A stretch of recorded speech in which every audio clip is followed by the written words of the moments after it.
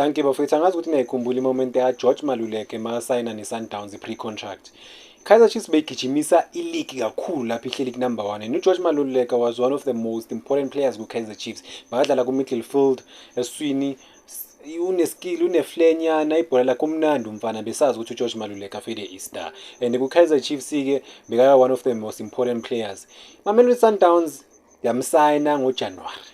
Yabo i-contract yamsayina nge-pre-contract.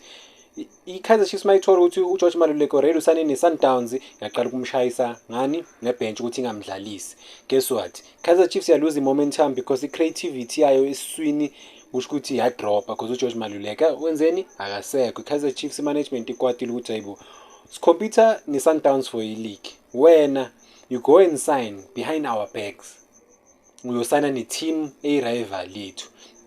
But uGeorge Maluleke Mamelodi Sundowns yam-offera imali echange impilo yakhe, naye washo wathi I'm going to Mamelodi Sundowns ngoba izochange impilo yami, imali ingcono noma kuthiwa abantu bathini. But-ke Kaizer Chiefs yaluza-ke iligi kanjalo-ke ekugcineni ngaleyo season leyo. George Maluleke wajoina i-Sundowns, but unfortunately career yakhe Mamelodi Sundowns azange ihambe kahle because azange adlale. But-ke leyo moment for mina ngiyohlezi ngiyikhumbula because leyo signing kaGeorge Maluleke yadisturba i-momentum ye-Kaizer Chiefs, yayiqeda. Kaizer Chiefs yaze yaluza iligi ngoba eswini creativity yafa makuhamba noma uGeorge Maluleke abayeka ukumdlalisa uKaizer Chiefs ngokusane neMamelodi Sundowns.